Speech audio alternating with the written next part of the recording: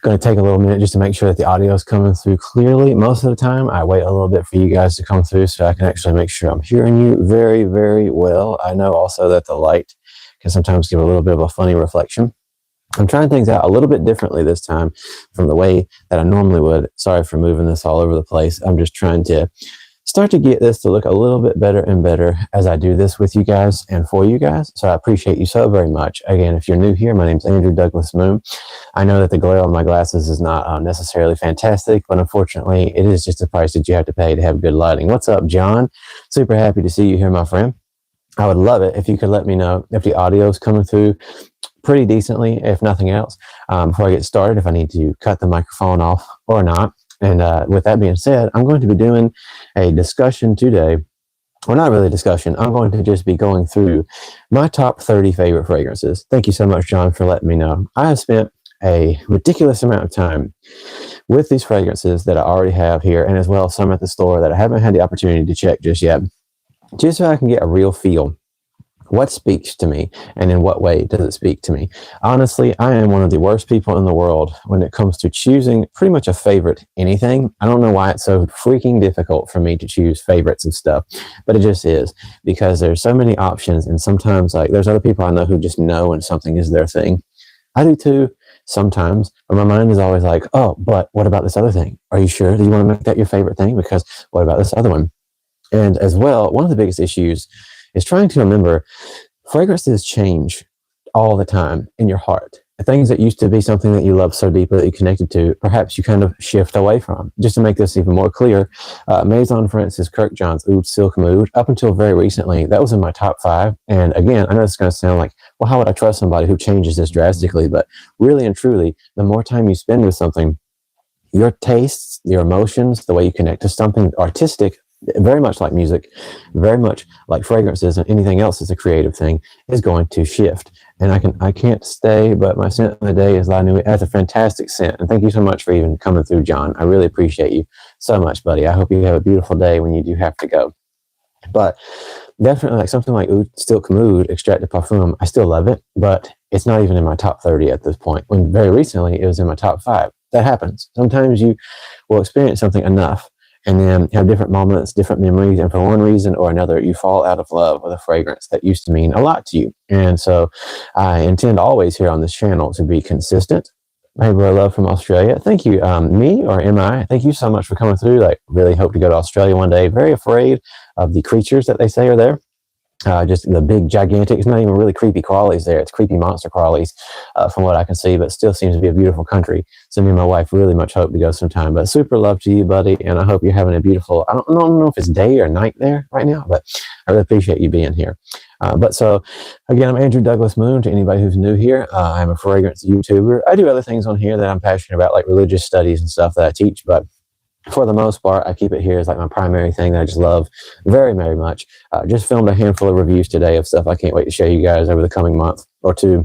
But I thought I would go through, after I spent a lot of time really thinking about it, what are my favorite fragrances and why? And the only thing I really struggled with the absolute most was getting a good grip on my number one. The reason is there's two that is very special to me and my wife, and then very closely related to could be number one. But ultimately, I think I went with what really speaks to me the most in my heart.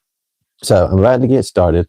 With that being said, I'm not sure if I want to go backwards. Somebody in the comment, tell me, would you rather see me do a descending, so starting at number 30 and going all the way to number 1, or would you rather see me start at number 1 and make my way all the way to number 30? I know 30 is like a ridiculously large list, but normally my streams last for quite a while anyway. God bless you too, buddy. Crazy fun fact, just a little side note real quick, and I am a rambler, so if you're coming to my channel, I'll be prepared for that type of thing. I like to interact with the chat very much, but sometimes I overshare. But recently, at the end of all of my videos in the past, my reviews, I normally say, God bless, unreligiously affiliated in any way. When I say that, it's just straight up saying, God bless you guys, just out of love and out of passion. And to be completely real with you, for some strange reason, YouTube decided to start flagging that. And I did not know this because they never let you know when this stuff happens. But since it's fragrance reviews, a lot of my more recent videos the past 2 months started nosediving in views. And I found out by deep diving into my analytics, it's because of saying what they said is a religious affiliation while advocating or advertising products that are not mine. So I was like, well, that's pretty strange, but it happened. So they put limited viewership on those videos without warning me that is a new rule that didn't used to be a problem. So with that being said, I still love YouTube. Very grateful to be doing this with you guys. I like Stronger With You and Imperial Armani. I absolutely love it. I just did a review today of Stronger With You parfum. So I'm going to be posting that probably in a couple of weeks. So I usually do, I haven't got the most consistent schedule just yet, but I'm going to potentially start going for maybe Monday evenings, if that seems like a good time to do it. Monday or Tuesday seems to be a really good time to post reviews. But yeah, just real quick, to everybody coming through, you are more than welcome to share your thoughts and opinions as long as you are being respectful with one another. I'd love to know what you guys like, what you're wearing today. Before we get started with this top 30, like I said, I've spent a while making this list. Could you let me know if you got, because I didn't think about this. Would you rather me do descending, so start at number 30 and work my way up to number 1? Or would you like to see me start at number 1 and work my way down to 30? So before I kind of really get started, I would just like, maybe 1 or 2 people, let me know kind of the direction you would like me to go with that. But I've been really excited to get reinvigorated, especially since I've gotten some recent fragrances that have inspired me, like, to an insane degree, brought me back to I had a passion for perfumery for a very long time, but especially when you work around fragrances every day, whether it's perfumery or like me around candle making supplies and stuff, it's a lot. Work up to number 1, this suspense. Okay, I'll do that. By the way, everybody, that person who just commented, that's my wife. So on her little special account that she has. So super, super love to her. I love her with all my heart. She's literally in the other room right now preparing for the day. I very much appreciate everything that she does, and she inspires me. So thank you for being here, Hugster. I call her Huggy. But with that being said, I think I'll just do that. I'll start at number 30, work my way down, and then go from there. But while I'm doing this, I, again, always interact with the chat. Please feel free. I don't think I'm better than anyone. I love to hear you guys' thoughts and opinions. Please feel free to share your thoughts in the comments below about anything and let me know what you guys love.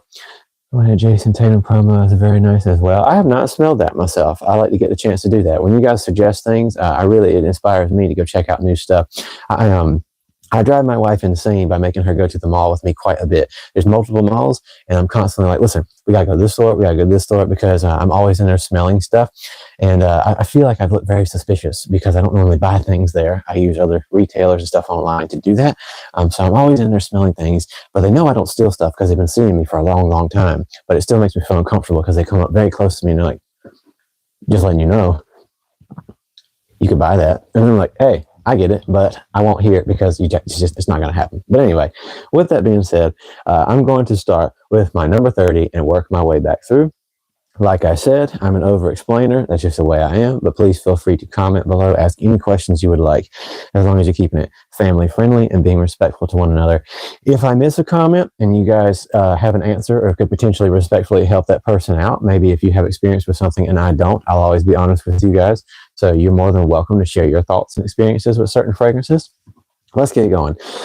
Number 30, to start this list off, I'm going to be talking about Alexandria 2 by Xerjoff. This is my number 30 fragrance.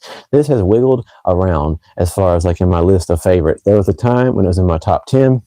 There was a time when it was like moved a little bit further up, a little bit further down. I'm putting this at number 30 for me for the very fact that this is one of the hardest ones for me to find the right time and occasion that I actually want to wear this, because of its power, because of its, it's not for everybody. That much is very, very clear, and its distinction. When I very first reviewed this, me and my wife had just moved into our new house, which was a very difficult but wonderful time, a very good growing time. But I will say I was not in the best of places as a whole. And then smelling this, it really threw me off, because this was a very big diving into the deep end, getting into niche perfumery for the first time. So really getting into it. My first Parfums de Marly, for instance, was the new Altair. My first one actually having and really trying out. So as you can tell, it's much more of a mass appealing fragrance. This is very, very niche. To me personally and to a lot of other people. This is not for everyone. Before I even tell you about the real notes of this, I will say this is, first off, very expensive. I'm pretty sure for a 50 mil, it's in the $300 and so range, even on discounter sites. This is way up past 400, I believe close to 500 US dollars. If you was to buy this at full price, it is a parfum concentration. Most Xerjoffs are eau de parfums, and they already are really good performers. That's one of the biggest things that house is known for. They're also very beautiful, very distinct, and more luxury in style fragrances. This one, on the other hand, higher concentration than most of the ones they have, and just extremely, very powerful. Because of that, you have to really like this if you're going to wear this, and you've got to be the type of person bold enough to go for it if you're going to wear it as well, because it is just so, in general, distinct. Let me pull up real quick while I have the opportunity to do so. Alexandria 2 perfume. Let's see if we can do a little talk, because I love that Google now does these little generated, if you have an Android phone, it does these little generated Google AI things to summarize the stuff for you, so it makes it a little bit easier. So it's an amber woody fragrance for both men and women, originally launched in 2012, inspired by the ancient city of Alexandria. That's very funny, because when people ask me, what does this smell like? Even before I fell in love with it, I always talked about this being like if you was a archaeologist going to ancient Egypt and you happened to stumble upon, like you were digging and then magically like Indiana Jones, you just fell through a hole and now you discovered a new room in a tomb or something that nobody has seen in a long time. You pop open a sarcophagus and there's an extremely wealthy person who was buried very long ago. This is what that would smell like. Dank, powerful, very odorous, but in some ways at the same time like luxurious. So like they were buried with very like high quality, beautiful materials from a long time ago. I know that sounds really, really stupid, and that's just how my mind works sometimes. But that's what I think of. As you just walked into a very old, but somehow still luxurious place. That's what Alexandria 2 smells like to me. So the notes here is a complex blend of apple, lavender, rosewood in the top, cedar, rose, and lily of the valley in the heart.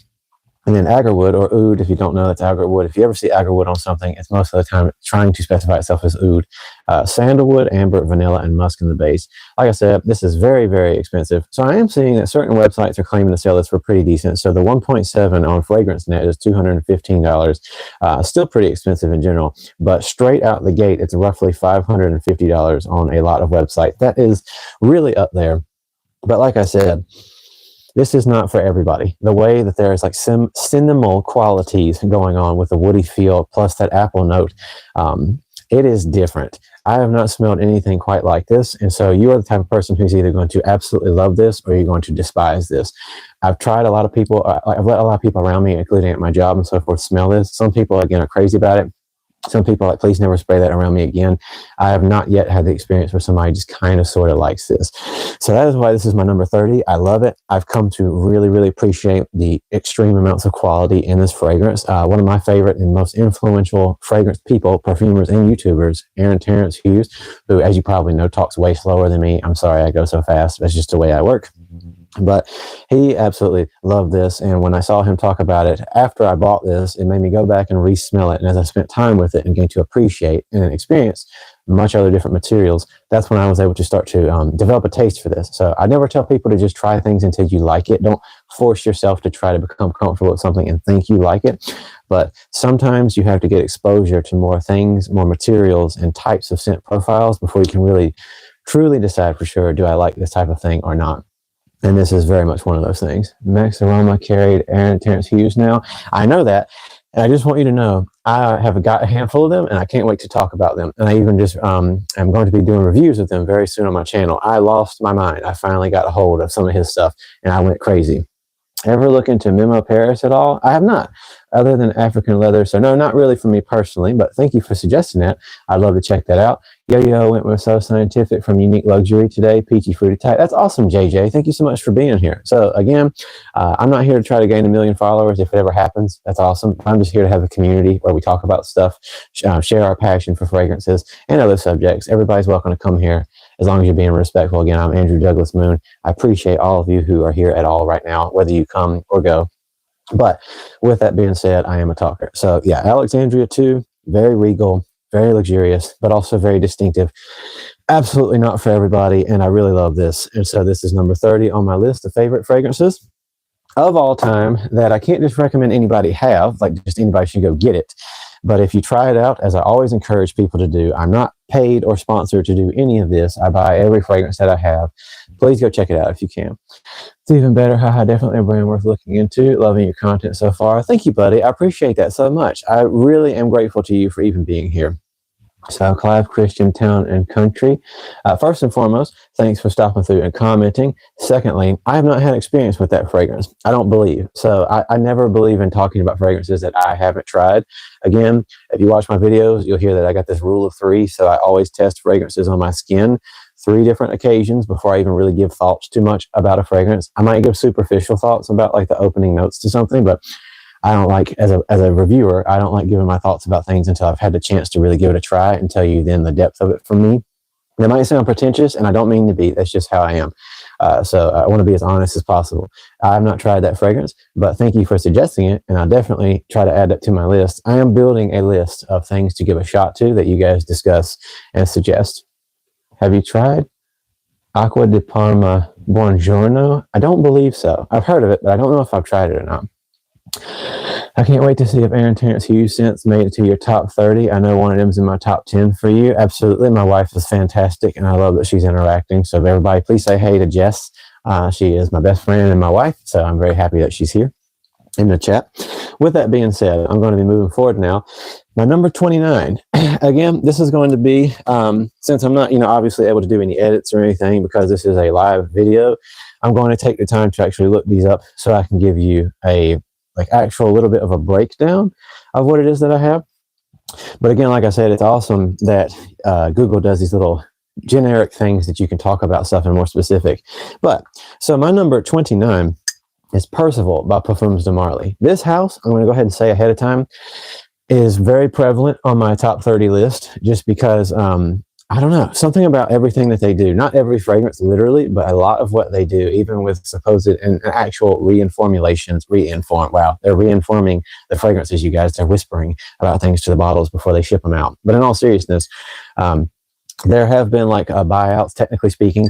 If you don't know, this is owned by a company this is a sister company pretty much with Initio Parfum Privé, but definitely Parfums de Marly, even with concentration lowering, still to this day is fantastic performers, reasonable enough for the price that you pay for these bad boys. And I just love this house as a whole, across the board. For me personally, I love them even more than Initio, but definitely Percival is my number 29. Absolutely love this baby. This is relaunched in 2018. It says fresh, sensual, and refined scent profile, whatever. Citrus, aromatic, fragrance. Okay, we're going to skip all that. It says bergamot as a top note with mandarin orange and pink pepper. I love pink pepper. I didn't used to. I've grown very fond of it, though, myself in fragrances very recently. So mandarin orange, pink pepper, bergamot at the top, then heart notes of lavender, geranium, jasmine, violet, coriander, and cinnamon, which is interesting because the cinnamon definitely does a really good job playing a balanced peppery a balanced, what is the word? Seasoning, I guess. That's not the word I want to use, but a balanced spice feel to it without actually really shining through too much. It's just complementary. Base notes of balsam fir, woody spices, tonka bean, musk, ambroxan, amberwood, and clearwood. So for me, one thing that I really love about this is that it is somehow extremely classic smelling. I don't know if you ever got a chance to smell this. Is it high heat, in high heat a little too much? Is Percival in the high heat a little too much? Absolutely not. Now, again, this is subjective for me personally. So everybody's going to be a little bit different. So you just always have to take me or any other reviewer or fragrance content creator.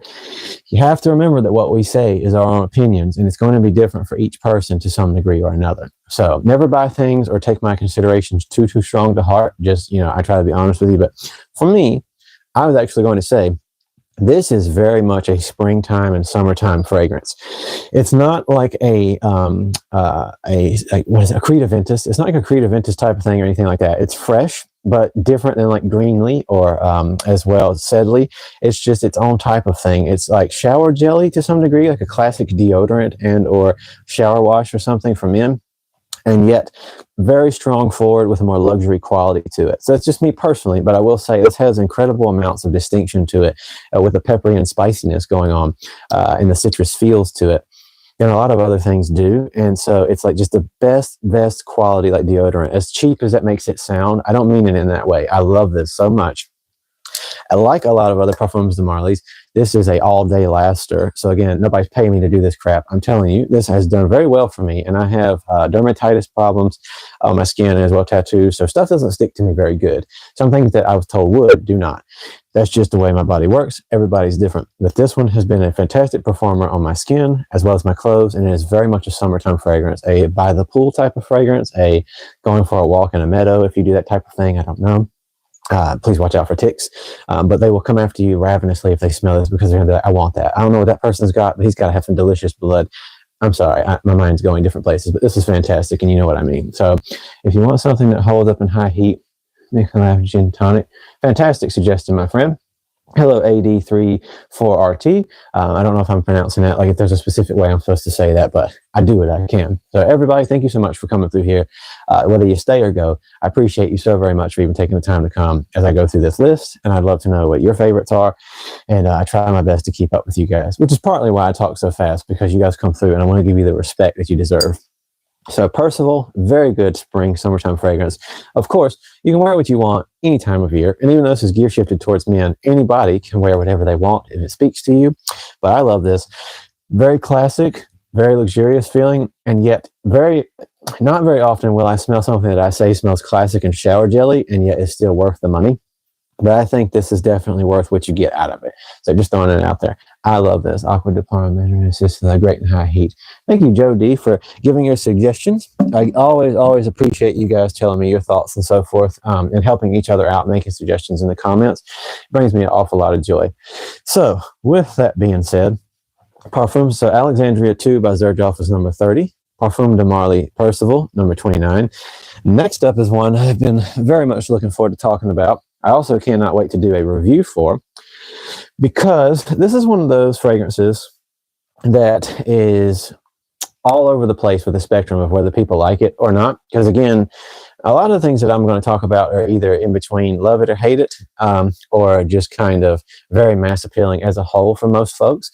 Not much I'm talking about is kind of in between. Can't stand Percival, smells way too generic for the price. Hey, you know what? I really appreciate your opinions and your thoughts. Again, it's all over the board for different people. For me personally, I've smelled a lot of things that are very generic in that way to me. Like I'm going to do a spoiler alert in case you never come back, but I did a review for Castly today, and I also did a stream when I first got the sample for that, and that one is way too basic and generic to me for the price point of what you pay for it, and certain other things as well. But I just, my own opinion, think Percival is very much fantastic for the performance and overall the quality. It's like generic with a twist. So it's right there if you want something that's very classic and still distinct. But that's just me. But Perseus is really nice. I had it, but I gave it away as a gift because it was just a little too not my style. With that being said, something that is my style is Herba Pura. Herba Pura by Xerjoff. Again, remember, perfumery is subjective. Everybody has their own personal taste. Everybody sees things in a different light at the end of the day. So we're here to discuss things, not say that one person's thoughts are superior to another. And Herba Pura is one of those ones where people, like I said, it's either very much your thing or it's not. But for me, if somebody was to ask me king of summertime fragrances, although it's not in my top 30, Le Beau, Le Parfum, Le Beau Paradise Garden by Jean Paul Gaultier, those are incredible king of summertime fragrances for basically anyone.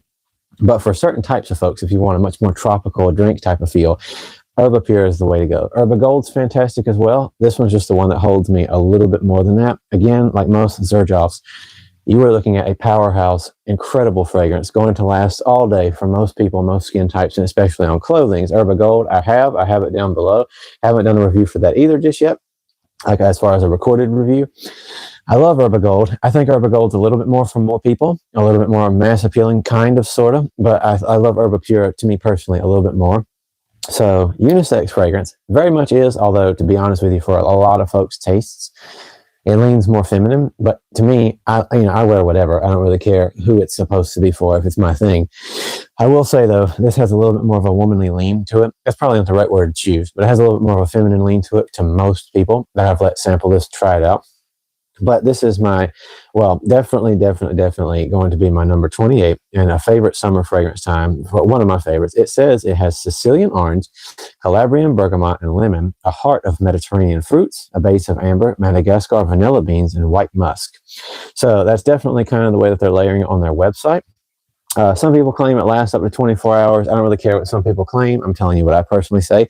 And it does last a very long time. I definitely wouldn't say on skin anywhere close to like 24 hours, but on clothing, it does go and go and go.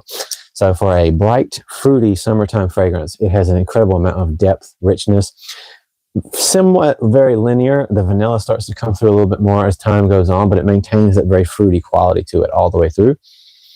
I love this. I don't remember exactly what the, let me see real quick what the price point is for this.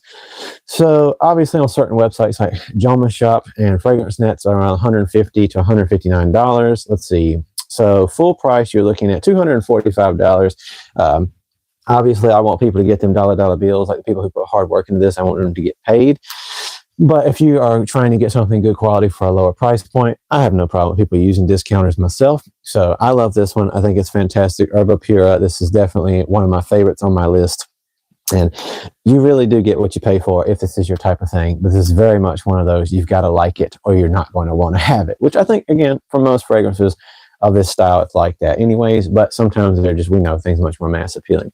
How much is it? So like I just said, you can get it for 150 off of like discounters, 159, whereas it says full price around 240, 250 for 100 mil. So what's up? What's up, Omar? Thank you, Jet Life, for asking. And thank you, Omar, so very much for being here. I appreciate you guys. Moving on to number 27 for me. So this is one that I recently bought. I don't remember whether or not, let me look up real quick to see if this was a newer formulation. So it's not. It says, I thought this was a newer formulation, but it was released in 2021. This has become like I said, it's in my top 30, one of my personal favorites. Excuse me. Sorry for being a little bit grody, but throwing this out there, this is going to be my number 27 on my list. By the way, I know I have to keep looking at it. It's not off the top of my head. I spend a lot of time going through my fragrances and other ones at the stores that I don't even have to really see where I want to place things, because it's not easy to decide favorites, especially for people like me. Herba Pura, after viewing all the decisive content, decided to sample. I would definitely always recommend that. Just real quick before I tell you about what's next on the list, please always do samples if you can. Again, people like me who do fragrance reviews, I'm going to go ahead and tell you, nobody needs a collection like this unless you just have a lot of money to throw away and you are an enthusiast. A lot of fragrance content creators are out here pushing crap on you because they get paid to do so. I know I sound like a jerk or a hater when I say this in every stream, but I'm going to tell you, stop being, your impulse buying is getting very much influenced by a lot of people like me. But unlike me and a handful of other good creators that I do trust, there's a lot of people who are sponsored and paid by those companies or the dupe companies, and they're getting paid to just tell you crap is really good. So you'll spend all your money and buy and buy and buy. That's not healthy. We shouldn't have that kind of mentality. We just need to save your money and buy, whether it's cheap or not, buy things that connect to you and are good quality stuff. So in most cases, I always want to recommend to you, please buy samples of stuff before you throw away your money on actually getting a real bottle. Because believe me, you're going to come across a lot of things that you thought you'd like, but it didn't do well on your skin. It wasn't really for you. It doesn't fit your personality. And perfumery should definitely fit you and be a way you express yourself. You don't wear stuff to smell good to everybody else, or that at least alone. You need to wear things that make you happy, and hopefully by extension will bring other people as well to get to know you deeper from that. So that's just my personal opinion, just throwing it out there. Is impulse buying tending towards perfume addiction? Kind of, sort of. I mean, it's just addiction to people. I think we get pretty addicted to just gaining new things, whatever it is. I used to buy a bunch of books off of a discount site just because I love books, but I read very slowly, and I ended up overwhelming myself with how much was on my reading list. But because it was a good price, I would just keep buying stuff. We have to like really practice control. But when stuff is advertised to you a lot, it's hard not to go, I could probably do that, especially things on a discount. So just throwing this out there, please try to control yourself and be very careful with the type of people you watch, because people are constantly pushing things at you, the next new thing. And a lot of times it's just junk. So with hater hour out of the way, I always, like I said, recommend you guys getting samples of stuff, try it out, make sure it's really for you. With all that said, this is definitely going to be one of those ones that's not for everybody. That's okay. But next up on my list is I've got Ebon Fume. So I found out this means smoked ebony in French, whatever. I don't speak French, but I hope I pronounced that properly. But Ebon Fume by Tom Ford. This is definitely, it says it's from their private blend collection. You're always going to be able to know the difference between the Tom Ford line, between their general collection. So you see like these kind of bottles, Costa Azura, all that type of stuff. Whereas if you get bottles like this or Tobacco Vanille, anything along those lines, Tobacco Vanille, whatever it is, you're going to see this kind of shaped bottles. And so for me personally, this is on my list, very low, but it's still on my list. And one of my favorites ever. It says it was launched in 2021. It's amber woody fragrance with Palo Santo, incense, black pepper, violet leaf, leather, papyrus, labdanum, jade oil, rose, ebony tree, resins, and gaiac wood. So there's definitely a lot of notes in this, but for the most part, it is another one of those ones that has complexity to it to an extent, but stays fairly linear for the majority of its wear. It is powerful. Not all Tom Fords have the best performance in the entire world these days, but I will say this one is one of those ones that sticks to me at least very, very well. Have you tried? How do you have all the Xerjoff? I don't have all of them. Thank you for coming through, Joker Black, by the way. I don't have all the Xerjoff. I've got a lot. I've got over 20, I believe, in general. But there's so many more that I don't even have, and it's crazy, especially when I go into a niche store at the mall nearby. It like blows my mind. But anyway, continuing forward real quick. By the way, like I said, I always try to, answer you guys in the comments because I appreciate y'all for even taking the time to stop through. But Ebon Fume, very much a luxurious scent that tap dances along a line that I don't like. So I like frankincense, I like myrrh, those type of things make me happy. But in Palo Santo, I don't know if I pronounced that right, but whatever. But I do know, unfortunately, there's an incredible amount of hippie-ish type of incensey smells. No offense to anybody out there who like lives in more like or thinks of themselves as more of a hippie mentality or lifestyle, but I'm just not a hippie type of dude. I might look like it, but I'm not. But most definitely, this carries like almost borderline there, and it kind of puts me off. But beyond that, I do love this. Ebon Fume, fantastic fragrance. I really love it. It's just straightforward with an incensey, smoky type of vibe going on. It's very, very strong. If you're looking for an incensey, smoky feel, this is perfect to the core, and I love it. So it's expensive. Let me check the price real quick, because most of if you see the private blend line, you might as well go ahead and realize it's going to cost a fair amount. It says for a smaller bottle than this, so for the 50 ml, I believe you can get this for $137. Is that what this is? 30 ml, $137 off of FragranceNet, but that's not going to tell you the full price. This bottle is $300 off of the actual Tom Ford website, so pretty pricey, pretty up there. Can't recommend it to everybody. Again, as always, I highly recommend you go actually sample things and try them out before you throw your money away.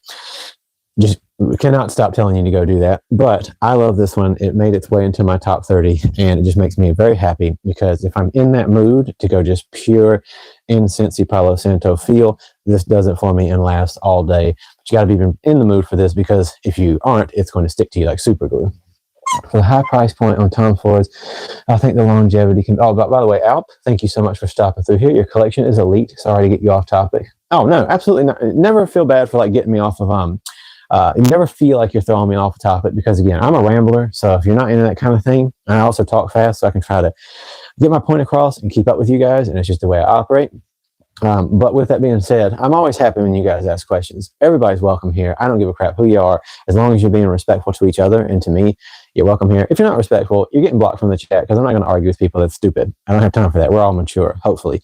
But with that being said, I do like to, talk about whatever you guys ask. So with that being said as well, so for my collection, thank you so much. I tried my best to bring together things that were going to make me happy, things I want to review. That's what I get. Things that you guys suggest, but as well stuff that I want to review personally and talk about and try.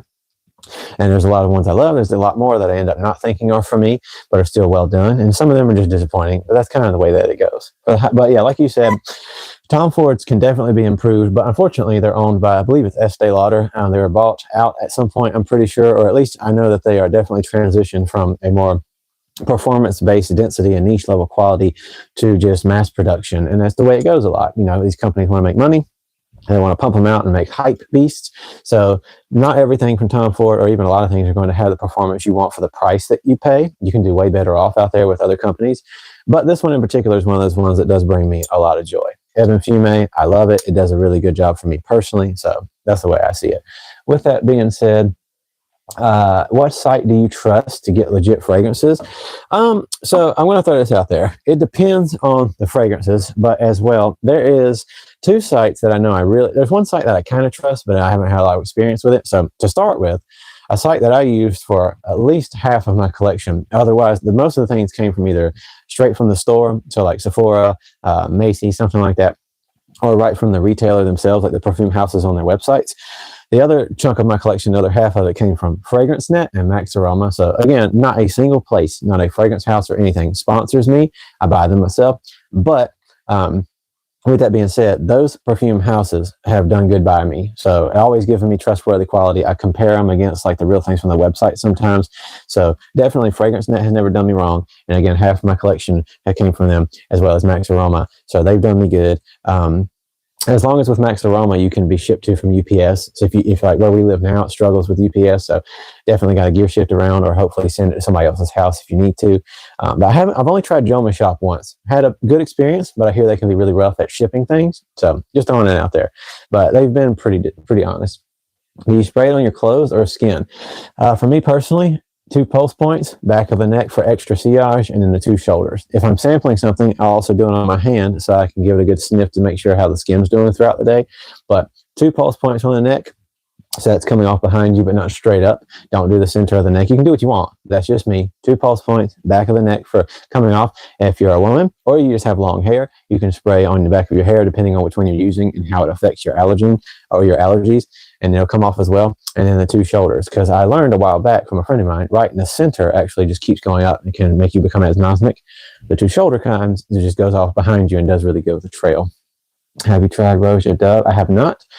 Tobacco, vanilla, and ombre leather are good too. They absolutely are. So, with all that said, I talked about Alexandria 2, and then Percival by Parfum de Marly, Xerjoff's Herba Pura, and then Tom Ford's Ebon Fume. It's going to take a while to get through this list, by the way, just letting you know, because I am a talker. So, if you're coming through here, I appreciate you guys.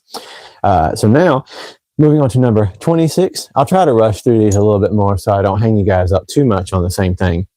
But now we're talking about number 26. This is Versace Eros Flame. So it mainly builds off of the original kind of to some degree or another.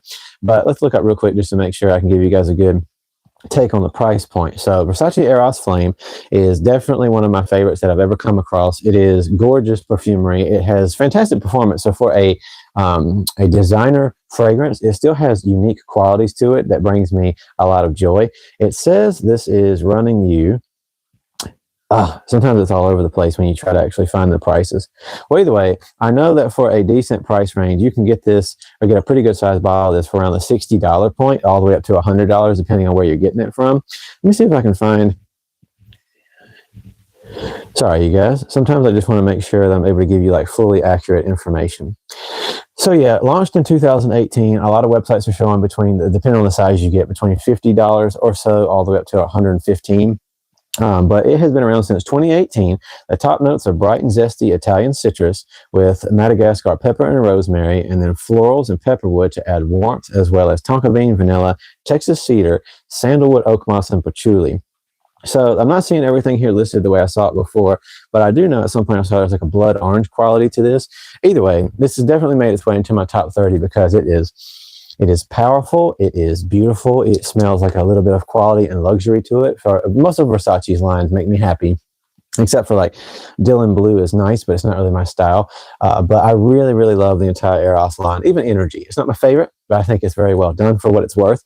But Eros Flame makes me very happy. It's just a good take and a variation off of the original Eros Eau de Parfum. Now, the Eros Parfum, which we'll get to, is my personal favorite of the entire bunch. The notes, the quality of performance, but for the price that you pay for what you get out of this, and the performance is really, really good, especially during this could be a fall or Christmas fragrance, depending on how you feel because of the spiciness, but as well because of the citrus qualities. You can throw this bad boy on in springtime, you can throw it on in the summertime, and it still will get you where you want to be.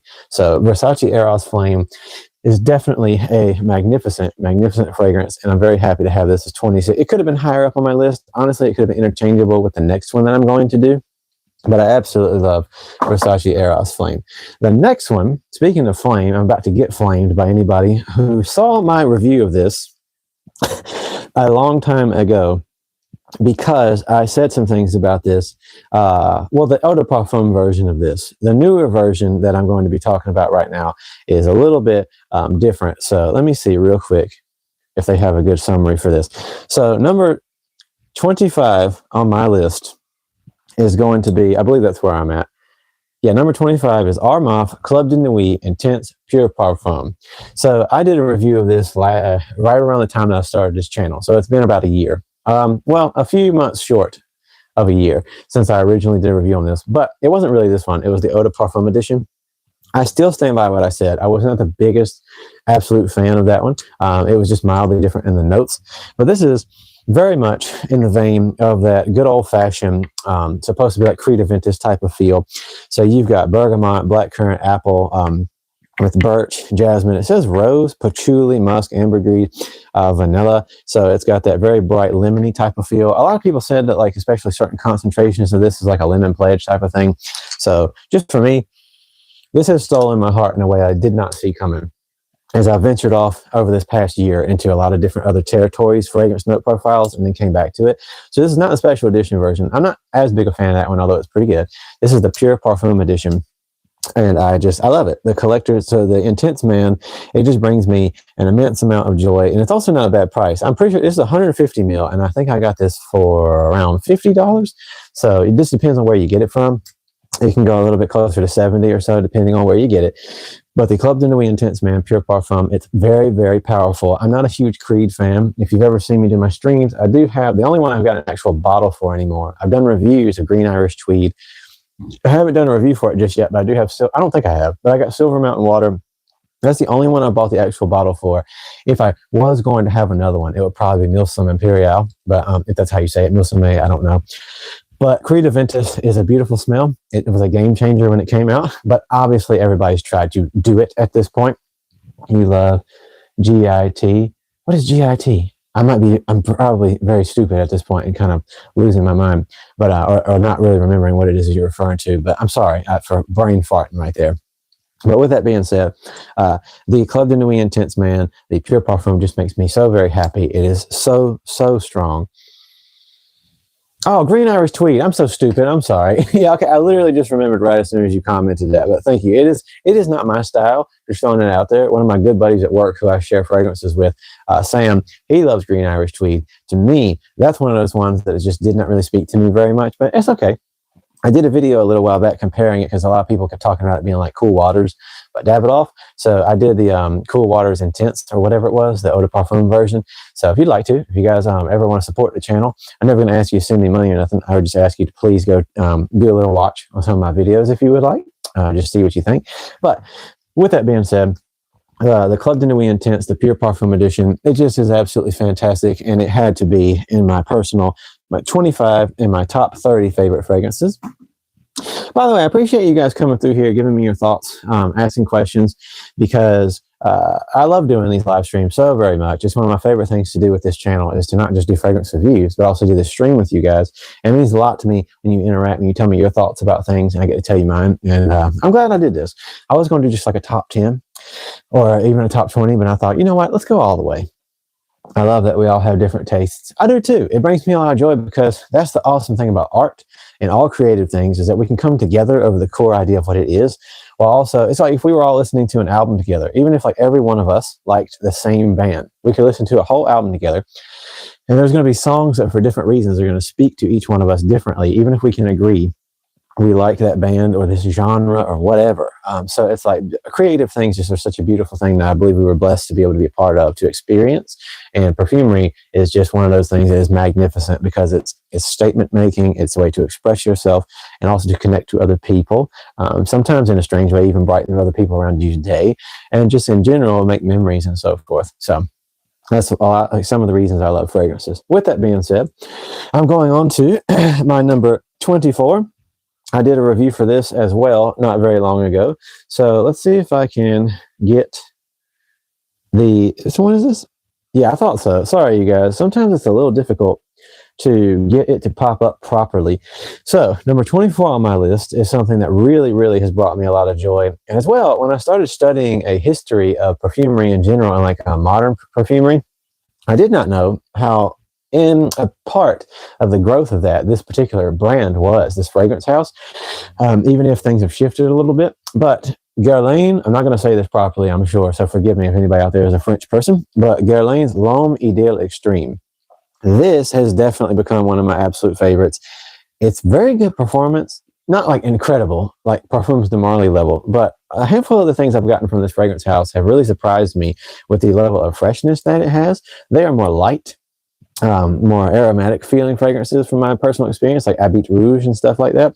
But this one, the L'Homme Idéal Extreme, has brought me a lot of joy. So this is number 24 on my list, and it says it's an amber woody fragrance from him. But again, anybody can wear whatever they want to, so just throwing it out there. It features almond, pink pepper, so it's probably going to be heliotrope. Almond, pink pepper, bergamot, with plum, cinnamon. Okay, I'm an idiot. Yeah, it says it right there, with heliotrope. Base notes of tobacco, leather, patchouli, and cedar. It is a fantastic combination. Let me actually go ahead and tell you guys what by the way, this is probably ruining like I didn't realize by talking about the price points and all this other stuff, this probably tosses out you guys' reason to go back and watch my actual fragrance reviews. So maybe I shouldn't go too deep in the weeds on it, but I don't really care. Hopefully, if you guys care about this or enjoy this at all, and you want to support me later down the road, you'll do it anyway. It says that you can get this for, I did not know this. Apparently for 100 mil or 3.3 fluid ounces, you can get this for like $80. I did not expect that because of the quality of this. But yeah, for $80 to $140. So depending on where you get it from. Either way, this is a very, very like mature, like fancy boy or fancy girl, whatever. Person from the 80s almost. That's just the way I see it. I'm just telling you my thoughts. But this feels like a very luxurious person who's trying to make a statement in the office type of feel. This is an office fragrance to me personally, but L'Homme Ideal Extreme. I love this. I actually love the bottle quite a bit and has a really good snap on the cap. Not that that matters to a lot of you guys, but this really was, when I first got it, I was kind of like, it's pretty good, but I was sampling a lot of other stuff at the time. Wasn't quite in the mood for it. I have grown to truly appreciate this and I love it for what it is. So that's why it's made its way onto my list, my top 30. But again, it's just this bright, aromatic, just woodsy, spicy kind of feel to it. And it's different, it's distinct, while also still, like, it could have been cousins to like Sauvage or something like that. It's just my thoughts. But L'Homme Ideal Extreme, not a bad price range, at least where you get it, depending on where you get it from. Again, almond, pink pepper, bergamot, plum, cinnamon, all that stuff. Again, if you haven't noticed, I'm trying to start running through this so I don't hold you guys up too much. But I really love this one, so that's why it's made its way to number 24 on my list. Next one could have been higher on my list, but there were so many other ones from this house that's going to get to that point that I decided to put it a little bit lower down. But the next one that I got here that I can't wait to share with you guys is Carlisle. Carlisle by Parfums de Marly. I told you you're going to see a handful of this house, and in general, this one's that made me so happy. This is number 23, Parfums de Marly's Carlisle. This one definitely sticks around that same range. I'm going to kind of keep a little bit of a summary for you guys because, real quick, I'm going to keep a little bit of a summary because the price points for most of these from this house is around that same $380 to $420 range. Like, that's full price. So you can get it for like $320, I believe, off of Fragrance Net. And all of their bottles come in as 125 mil. So you actually get a pretty fair amount of fragrance for what it is. But real fast, it's a warm, spicy, gourmand fragrance. By the way, I just read the notes before I actually tell you how I feel about it. Top notes: green apple, nutmeg, and saffron. The heart notes: rose, tonka bean, osmanthus, divana. And then base: vanilla, patchouli, and Papanax. So I'm not a professional perfumer at all. I work around fragrances and stuff, but I don't create them myself. I work around a lot of materials, but I don't, again, I'm not like a professional anything. I just love perfumery and I love exposing myself to different styles and stuff. But I had somebody, when I mispronounced a note or a thing I'd never heard of before, as I was doing a review recently, be like, how dare you think you can review fragrances and you don't know what a Papanax or whatever it is? And I was like, I'm sorry. I don't know what they are. Again, the person who inspired me to really go out and do my own version of calm fragrance reviews to an extent, Aaron Terrence Hughes, he's a professional perfumer. And other perfumers I've watched still sometimes struggle to pronounce some of these things and materials and stuff, even if they work with them. So, whatever. I would jokingly say sue me, but what if somebody actually tried to? I was like, you didn't pronounce that right. I'm taking you to court. But anyway, but yeah, regardless, Carlisle is definitely beautiful. Some people, like Chris over at Fragmental, has said it's kind of like an apple pie feel. To be honest with you, because of the smoky feel that's going on in it, I don't quite smell it. I don't know if like somebody just like burnt it a little too much, maybe like an apple tart or something, but it's dark luxury to me. If you're talking about this one, I agree with you. PDM, Carlisle, and Haldane are my faves from the house. I absolutely love this one. This one, like I said, could be much higher on the list, but it's just, I have some that are already up there. I didn't want to oversaturate it, as I was really feeling like, is there other things that belong in certain places? But I really, really love Carlisle so much. It's like most of their fragrances, is an absolute monster performer. Even with reformulations, which this is a brand new one, it still gives you everything you want out of it. I don't care what anybody says. Again, my skin is horrible at holding on to things, and it does great with this. Maybe you're sparing too much. Maybe you use it too often. But do you think PDMs are worth the buy? Absolutely. So this is one of the few companies that I will say the price tag. So for me, like for instance, their sister company, Initio, a lot of times I would not tell you to buy them because they're way too pricey for the amount you get, for how linear most of them tend to be, and just the quality overall. Like, they're not bad, but again, a lot of times I just have to, me personally, remember it's subjective, say that's not all there. And certain other companies as well, just way too extravagant. I'm not a big Louis Vuitton person because I think that for what they are, the price tag is just way too hefty. But how much you get versus the performance and uniqueness, to me, and for how much you would have to use to get out of it what you want. I think PDMs for the most part are fairly worth it. Again, nobody pays me to do this. I buy them on myself. So I'm just telling you my thoughts. If you disagree, that's fine. But I love this one. Carlisle is absolutely fantastic. Again, it deserves to be higher up on the list. But it is very much a beautiful fall, wintertime fragrance. Again, you can wear what you want whenever you want. And it also, yes, like my friend here, Joe, said, it does depend on the one, but this one is absolutely amazing. I'm not a giant clone and dupe person. No disrespect as a whole, for different reasons, depending on why something was done and so forth. But you're not going to see me very often push that kind of stuff here on this channel, only because there's too many people already doing that. Everybody's a top 10. I know this is my favorite 30, but my normal reviews are not like that. And I don't want to just be another paint by numbers top 10. Here's the next most popular dupes type of thing. That's not my style. And I really appreciate why people like that. My channel could be a lot more popular if I did that kind of stuff. I'm not trying to be a douche. I'm just telling you, like, inside baseball, my actual thoughts and experiences. I've had other buddies that I've met who do this kind of thing tell me, you should start doing the top 10 things or whatever, the newest thing, and you'll get more sponsorships and you'll get more views and stuff. And I'm like, that's cool. But I really love what inspires me. And people like Aaron Terrence Hughes has inspired me to do one fragrance at a time of like varying and better quality stuff. And that's what I love to do. So if you appreciate that, everybody is welcome here. And I really thank you guys for stopping by and even talking to me in the first place. If I ever sound pretentious, forgive me. I'm sorry. Like, I know some things are douchey to say when you're trying to like push what it is that you do, but I really sincerely appreciate you, and I love perfumery. So thanks for giving me your thoughts and asking questions. Truly. With that being said, next up is going to be another one that I absolutely love, and that is, hold on, let me pull. I decided I'm going to start pulling these bad boys up so that I can give you just a quick description before we get into it. So next up on my list, which originally came out, show me, when did it come out? Okay, it doesn't really matter when it came out, I guess. Next one is Tom Ford's Noir Extreme. So this is number 22 on my list. So we're almost to the actual top 20 here. So Tom Ford's Noir Extreme. By the way, this is on their more like cheaper, medium price point range for the stuff that they do. This is not one of those private blends. Ooh, this is fantastic for the fall and winter time. This is, honestly, people say it's not the greatest performer. I get pretty decent performance out of this from the older bottles and a newer bottle like this. It's not that bad. I will say it's not like the greatest in the entire universe. Again, Tom Ford's not the best performers in the world, but it does stay good. I think when we say that, most people want things to be absolutely monstrous off of you, whereas a lot of them are not going to be that way necessarily speaking. This one still does very good, coming down to the clothing, coming down to the skin. I love this. Is it good? Thank you guys for helping each other out, by the way, in the comments. But so this is warm, spicy, slightly sweet fragrance with oriental woody fragrance. So top notes: cardamom, nutmeg, saffron, mandarin orange, and neroli. Heart notes: cold feet, don't know what that is, rose, mastic, or this is stuff I don't know, jasmine and orange blossom, and base notes of vanilla, amber, woody notes, and sandalwood. This is a beautiful gourmandish-like fragrance. I love this. I think this is fantastic. Even during the summertime, this is a good going on a date or evening time fragrance. So most definitely Tom Ford Noir Extreme. It is on my list. It is at number 22. I know I had to keep checking my list. Like I said, it's just hard not to. By the way, if at any point in time my audio starts sounding funky, this microphone every now and then gives me trouble after I've streamed for a certain period of time. And so please just let me know, and I'll be more than happy to take it off.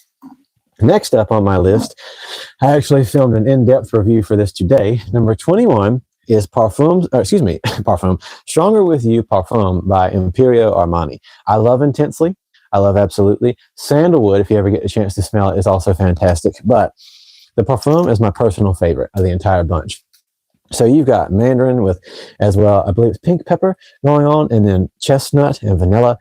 Excuse me, there's just this beautiful praline vibe. Overall, it's a strange combination of creamy undertones with like a bubblegummy pink pepper mandarin top, but not in a cheap way. It's youthful, but anyone can wear it. I think you could say the same thing for the entire line, but they have variations that make them just slightly different. Intensely is my second favorite. Sandalwood and then Intensely, but this one is just my personal number one. It's like $140, $125, depending on where you get it. But definitely this one has made its way into my top 30. This is, like I said, this is number 21 right before we get into the top 20. I love this. By the way, I am going to start rushing through these a little bit so I don't hold you guys up too much. But Stronger With You Parfum. I love this. It is a good performer. It is a good price tag, and it just has a beautiful, distinct fragrance profile for being a designer company fragrance. Do you think Le Beau Le Parfum is too sweet and feminine? Not for me personally, Alec. Thank you for coming through and asking questions. I love it. me personally, I absolutely love it. It's not in my top 30, but it is one of the best like suggested summertime fragrances. And to me, it's not, it has a, you know, unisex qualities could be, but it's very much to me personally more masculine summertime fragrance compared to something like Herba Pura or something. But, you know, to each their own. What initios do you have? Just real quick, the only ones that I have at this moment is Side Effect, which I posted a review for already. Oud for Greatness, which I did, I think. Yeah, I did. Oud for Greatness Neo, which I'm going to go back and do later. And then Paragon, which I just filmed today. So again, I'm not the biggest Initio fan, but Side Effect is definitely something that I love. With that being said, actually, number 20, this one's going to be one that I know a lot of people think is too childish. Isn't everybody's thing. I don't feel that way. My wife actually thinks even this is more mature than Even Stronger with You Parfum. Oh, by the way, you're welcome. Like I said, I know I talk really fast. It's not the most soothing thing in the world. I probably sound annoying to a lot of people scrolling through, but I try to answer every single one of you guys because, again, my channel or any of this crap wouldn't really mean a lot to anyone if you guys were not here with me. So I'm thankful for y'all asking questions and sharing your thoughts. Seriously, thank you for being here. I'm always trying to build a community here because I love hearing what different people think about perfumery while I experience stuff myself. This is one of those constantly developing type of circumstances. So even if you don't subscribe or ever come back, I appreciate you guys so much. So until you found Eye of Seven Hills, I had to try that out. Is that a dupe, a cheapie, or is that just a different variation of like a similar feel? But thank you, Joe, for all your thoughts.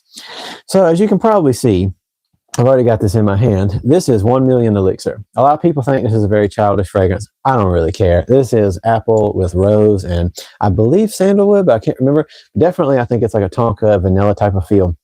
It is straightforward, but just creamy, beautiful, sweet. The apple quality is much more of a sweet quality than something that you get of like maybe Carlisle, which is very complimentary there, but even more so, especially than like Alexandria too. I just think this is fantastic. I think that what is your least synthetic and soft, clean, fresh fragrance? I'll definitely get to that in just a second. That's a great question. Variation. Thank you for letting me know. But this bad boy right here is absolutely beautiful and fantastic to me. I don't care if people think this is too youthful. It is a grab it and throw it on monstrous fragrance. Great for the price.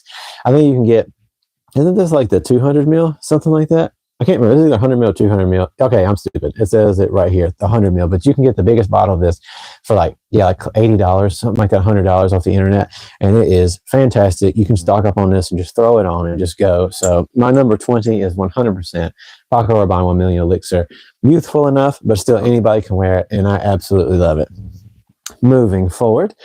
Now we're definitely moved into the top 20. So I'm going to be talking about something I spoke about just a minute ago, and that is Initio's Side Effect. Right off the jump, as I said in my review when I did this, real quick, hold on just a second. Not trying to be funny, but please don't clip your nails in there. My wife decided to come in here and start clipping her fingernails. I love you with all my heart, but definitely all I hear in the background now is a clicky clacky scent. Ew, definitely not, but like a sound. But anyway, with that being said, so yeah, Initio Side Effect is definitely going to be my number 19. I love it. It's very strong, very, very powerful. Not the most unique fragrance in the entire universe, but very dense, very strong. It's just a good, straightforward, rummy tobacco type of profile. You can find other things similar to it, but I just like the way they did this. I'm not the biggest fan of Initio. Just throwing that out there. Like I said, all of the fragrances, including this one, are very much way too overly priced. Because the performance you get out of them doesn't really have to matter that much compared to how much you pay for it compared to other ones. But this one's definitely one of those things. It's just very strong, but it's boozy, rummy. It has enough of a uniqueness to it that I like it. I would say that this could be like a darker version, like a Dark Knight version of maybe Angel Share by Kilian, which I actually am not the biggest fan of. I think that's very, very well done, but it's too syrupy and sweet for me personally. It's great for other people, but not the biggest fan. This one I absolutely love. But again, way too expensive, so I almost would never recommend this to anybody, especially for how much you get out of it. Yeah, this is a 90 mil, and I think it's like $400 and some dollars. If not, it's still very much up there. Makes me think of Initio Most Therapy. Like I said, I really love you guys interacting with each other in the chat. It brings me a lot of joy. And by the way, just nobody said this, but I'm just throwing this out there. I wasn't ragging on my wife. I love her all my heart. We mess with each other all the time. But yeah, I was in like clip, clip, clip, clip, clip, and she had headphones in, and I was like, oh no, this is going to throw me off. I get distracted very easily, if you can't tell. But with that being said, next up, number 18. Really, really love getting to talk about this one. So let me go ahead and type it in so I don't get too thrown off. So next up, number 18 on my list is, I try to get the little summaries now, so it helps me out to show you guys, because I like telling you what the notes are. I don't remember the notes of stuff. Most of even my favorite things I barely remember. I Have Seven Hills has more depth and transitions. I'm not sure. 1 Million Lucky is my favorite in the line. It's really cool. Thank you guys again for, like I said, your continued comments. So Torino 23. So far, I've already smelled the newest editions as well. I have the 21, 22, and the 23. So far, okay, thank you for saying that. That helps me know which ones you're talking about. But Torino 23 is my favorite of the bunch. I actually like them all. Well, the newest one, 24, I can't remember if there's 25 yet. I think there is. I think I saw it at the store.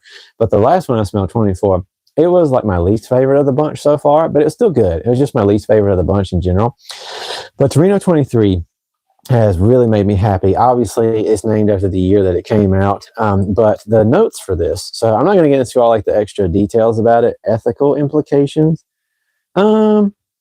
I don't want to read all that junk, but what's strange, it doesn't even tell you the the names for it. Doesn't even tell you the scents. It actually just talks about a lot of other stuff. Oh, no wonder. Okay, because it was talking about the performance of the thing, whatever.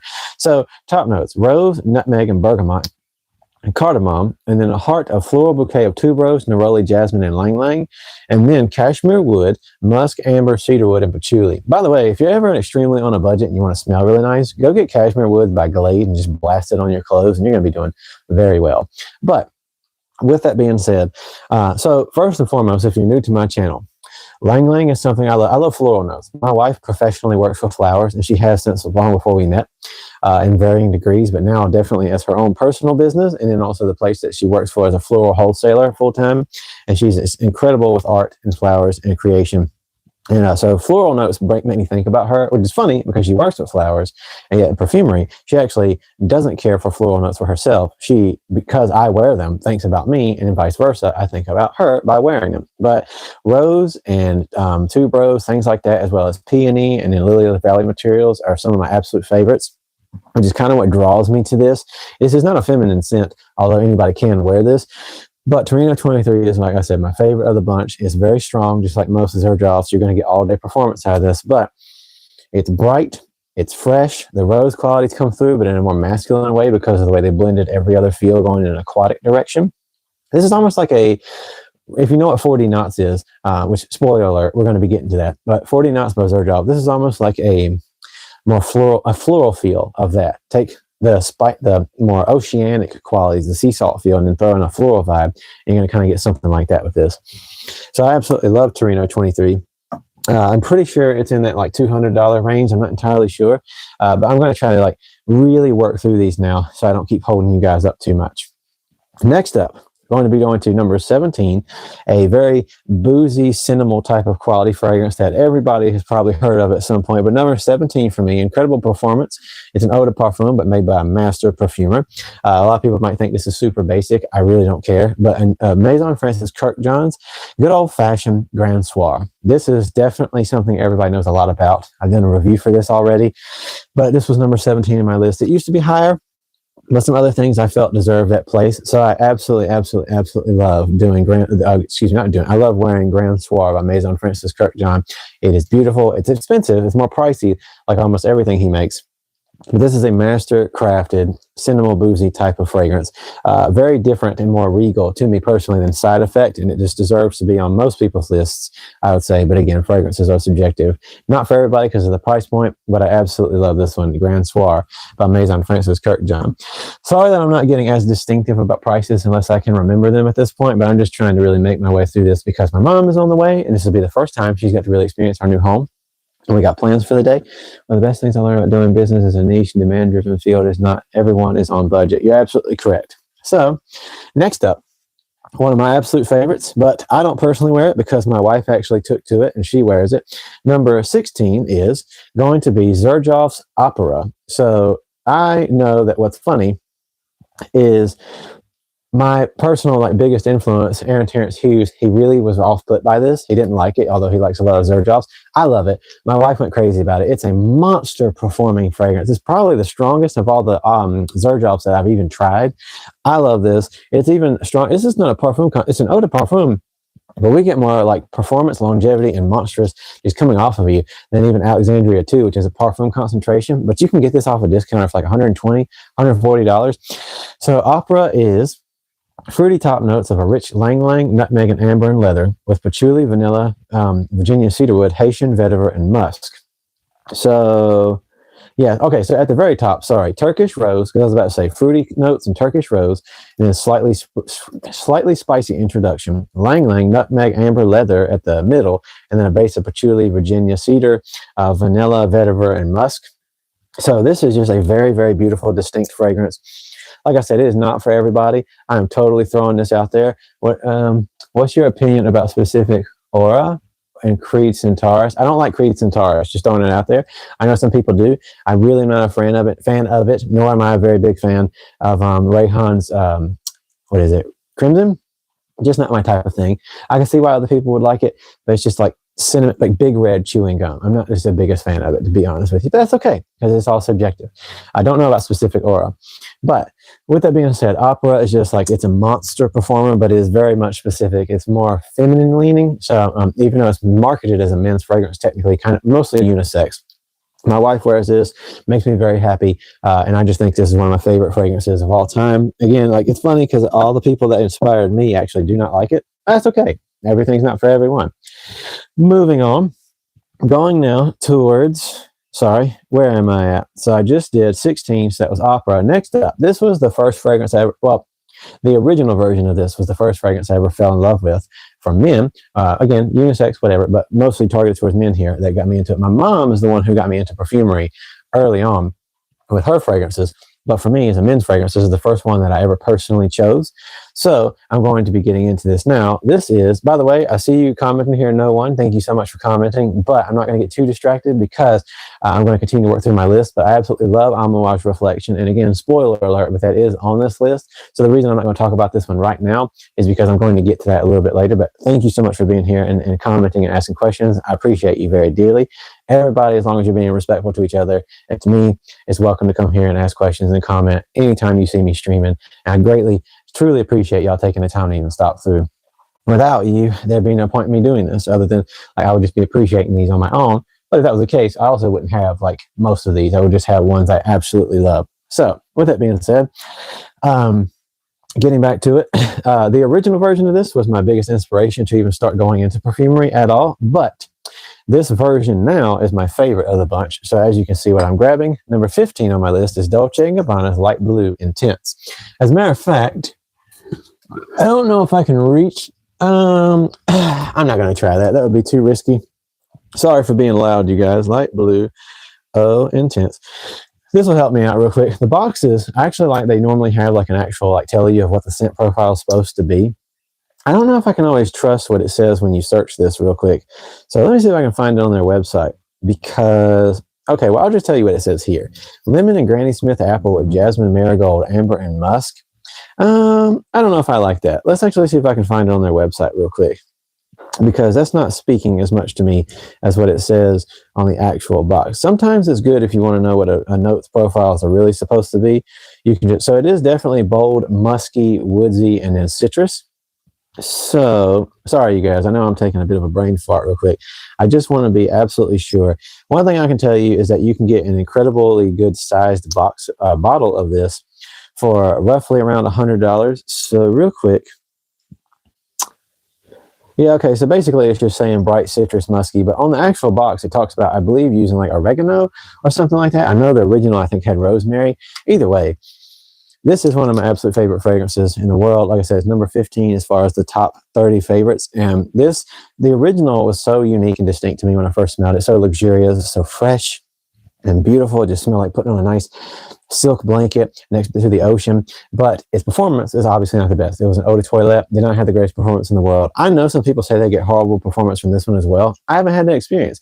My skin doesn't hold things very well, but this one, it actually does. The Light Blue Eau Intense, even after an entire day, like 8 hours at the beach, being out in boiling hot sun and sweating, going into the ocean and coming out, I could actually still smell this on my skin. So I don't know what it is. Maybe it's just my hormones. It's probably not going to be the same for everybody. But the Eau Intense of Dolce & Gabbana Light Blue, again, the original version is the one that inspired me the most. And I do have the bottle right there. with my Dolce & Gabbanas, but I absolutely love this one. How is Ahmed John C., I don't know. I don't know about that fragrance. If I've never tried something myself, I won't give my thoughts on it. If anybody else has, please feel free to let me know. I don't even know actually what that is. So again, I don't know every fragrance. I just know the ones that I try, the ones you guys suggest to me. I'll try to add that to my list. Is that, what fragrance house is that from? Is that the name itself in there? And is it one of the more expensive ones? Is it a dupe or something? You guys probably think I'm stupid for not knowing. But like I said, I don't keep up with everything. I just do the ones that are suggested and the ones that I also had an interest to try. But thank you, John C., for asking. And any information you can more give me about that particular fragrance, I'd love to know. And if any of you guys watching have any experience with it, you're more than welcome to talk about it. With that being said, moving forward, really trying to get through here now. Next up on the list is one that I was introduced to, and I very, very love it. That sounded really stupid. This one's more expensive. It's like $205 even on discounters. If you know this bottle, these are some of my favorite bottles in the world from this company. Hopefully you can see it. This is Boadicea the Victorious. Not my favorite name in the world, but you know, it is what it is. Boadicea the Victorious is Ardent. So this is, what was the number? Number 14 for me. So I want to actually read to you guys what the notes are for this. So like I said, it's around $150 to $207 even off of discounters, but it says it's an amber woody fragrance for women and men. Its top notes are, again, as you know, I absolutely love rose. Its top notes are Turkish rose, saffron, coriander, and carrot seeds. Middle notes, more rose, beeswax, jasmine, and hedione. At the base, you got vanilla patchouli, agarwood or oud notes blended in, and then benzoin, amber, ladinum, and musk. So it goes up in the $300 plus range, I believe, if you was to get it full price, but this is an actual very strong fragrance. It is straightforward with that beautiful, rich, vanillic rose, Turkish rose, soft blend. Turkish rose gives a little bit more, to me, of a velvety aquatic almost. I know it's not literally, but it gives almost like a velvety aquatic feel to a rose type versus other types. So you got different types of rose notes and qualities. As a matter of fact, just from rose extracts, they can have loads, like hundreds of different profiles to come from it. Not different profiles, but different chemical compounds, I believe, that they use in perfumery, I'm pretty sure. If I'm wrong, I'm sorry. Again, I'm not a professional. But this one blended with all the rest of it is just very distinct, very sweet, creamy. The oud notes that are just extremely light, barely noticeable, but they give like a nice little lift and gusto. It's more like a very supporting role. But this has definitely become one of my absolute favorites. And I'm super happy to have it in my collection. Again, it's not something I wear very often, but when I do, this is very, very strong, all day lasting. So Ardent by Boadicea the Victorious. This was my number 14. Next up, I'm going to be talking about another one. A super basic. Everybody already knows, has seen this many times. So it's not like it's the most distinct thing in the entire universe, but it's one of my favorites. So number 14 for me, number 13 is Dior Sauvage Parfum. The Eau de Parfum used to be my personal favorite, but I ended up blending more towards the darker side. And the Parfum I hated when I very first got it because it just wasn't my style, but I've grown to truly love it. So this is number 13 for me as far as my favorite fragrances out there in the entire world. It's very classic, very strong. I don't care if people think it's played out or overrated, whatever. That's everybody's particular choices. Again, this stuff is always very subjective. This is a fresh, ambery scent, described with extreme freshness with warm ambery notes, creating an animalic and alluring scent. To some extent, I don't really completely see it in that way, but this is definitely like the most. So first of all, Eau de Toilette, very strong at first, burnout. Eau de Parfums, a little bit more that medium concentration range, have good, much better performance, longevity, and a little bit still more of that radiance. Whereas Parfum concentrations are supposed to be normally less loud and more long. So it lasts longer, not necessarily as strong as far as coming off of you, but they last forever. Not literally, but you get what I'm saying. So this is Mandarin Sandalwood Tonka Bean with raspberry facet and cedar note. Either way, it definitely has a lavender quality and a bright citrusy Tonka Bean sandalwood quality. It's mostly got that vibrancy of like a medicinal feel to it, to me personally. Yes, it's very sharp, citrusy lavender just coming through with a nice soft, holding it through powerful blend. This one lasts for me personally all day. I get incredible performance out of this. I absolutely love it. It's got a good price range. I'm pretty sure for like $200 you can get the big boy that I got here. So not the cheapest in the world, but still a pretty good price range for what I think it is. Can you talk a bit about Dolce & Gabbana Light Blue? So actually, that's what I just talked about in my top 30, Dolce & Gabbana Light Blue Eau Intense. So that's my personal favorite of the two. The original, as well, fantastic. It's a bright, aquatic, salty marine type of fragrance with a citrus going on over the top.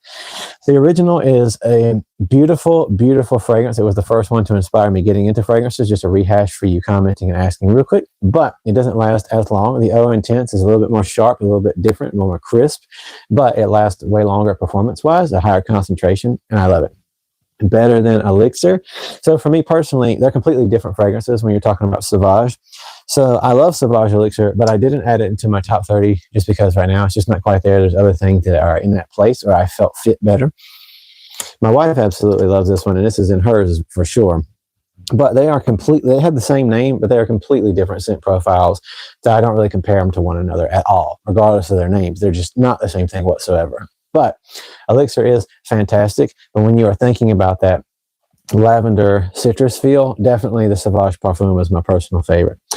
Okay, now going, I'm going to kind of run through the next one. So my number 12, I'm not going to grab it down. I'm just going to go ahead and say this so we can get to the top 10.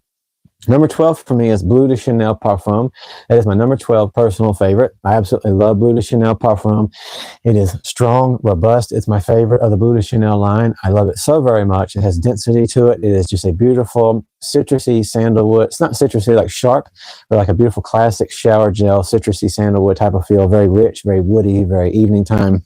But also could be worn any time of the year, but very good for like summer, but as well going into the fall. So I'm going to kind of skip through that one real fast because it deserves to be there. It's also, again, for I believe a 5 ounce, so 5 fluid ounce, it's around $200 or so. So not the cheapest in the world. You often can't really find it on discounters, but I think that it's very classic, very wonderful, and I just personally love it. So Bleu de Chanel Parfum is my number 12. Real quick, could you talk about Baccarat Rouge? I hear it's apparently more feminine leaning. To me personally, it kind of is.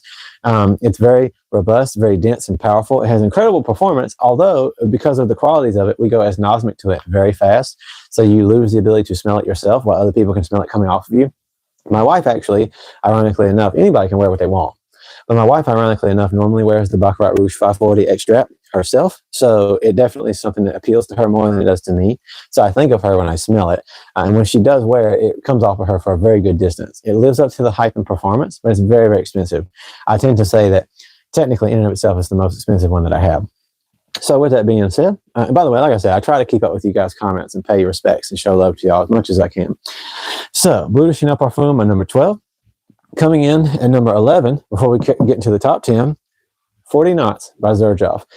Absolutely beautiful perfumery. One of my it is my favorite aquatic profiled fragrance out there. It just fits the bill of sea salty, chlorine, but not in a bad way. Very strong, robust, just like all Xerjoff's. Incredible performance for the price range you pay. I think this is around, on full price, I think it's like $250 to $300. On discounters, I think you can get this for like $170, close to $200, I'm pretty sure. Just incredibly powerful, sharp, aquatic, sea salty, aquatic marine notes. And I love this. This is my favorite marine sea salty feel of all. And so 40 Knots, not the cheapest in the world. Very fantastic performance. I love this. So this is my number 11, Xerjoff's 40 Knots. Used to be in the top 10, but I've reconfigured it to the ones that mean the most to me. So we are finally here. Now, I know I've really taken a lot of you guys' time. We finally made it to the top 10. Thank you so much. I'm going to move my way through these at a reasonable pace, and then we will close this out. I appreciate every one of you for coming through here. Please feel free to do your comments continuously, and I'll try to keep up with them the best that I can. But moving on, number 10 is most definitely not last or least or anything like that, but Harrod. I did a review for this in full today. I've been looking forward to doing a review for this. I'm actually wearing this officially completely today. It's one of my favorite fragrances of all time. It deserves to be higher, like in its quality. There's just other stuff that I kind of have a love for a little bit more. But this is Harrod. This is just beautiful. Let me make sure I pull this up one more time so I can really give you guys like a good breakdown. So the notes for this is a powerhouse. Like I said, most Parfums de Marly's are very, very strong, very good performers, very dense. This is, I believe, $380 for 125 ml. I love this. The price range, like I said, I'm not always proud of the prices for a lot of fragrances, but I will say this deserves what it is. I'm not sponsored. Nobody pays me. I love these fragrances. This is worth what you get for it. This was made by, or excuse me, not made by, I'm not going to bring that up. Rich, spicy fragrance, marketed for men, but enjoyed by women as well. The top notes are why does it always want to be? It's tobacco forward, so it has a good cinnamon, tobacco, vanilla, warm aroma going on. There's a lot more going on, but it's not showing me, so I'm not even going to go there. Either way, warm tobacco-y, sweet tobacco leaf with vanilla qualities and woodsy qualities going on underneath it. I absolutely adore this so much. This is worth the money. You get a monstrous performance from this. You get beautiful quality, uniqueness. It is one of the greatest fragrances that I've ever got the chance to come across before. And I love this one. Harrod by Parfums de Marly. This is most definitely my number 10. It, again, deserves to be higher, but there's just other things that I have in that place. Could you tell, which niche cologne would you recommend for a prom in the summer? Honestly, I could probably say this one. For a prom, something distinct to stand out, or some that we're going to get to a little bit here in a second. But again, if it's going to be something like prom, and you're younger, it depends on your price point. So if you can do it, if you can get it, definitely go to like before you go to prom, just walk into a nearest Nordstrom if you got one and blast this baby on, or if any of the basically Althea or something like that by Parfums de Marly, and it'll be pretty good for you.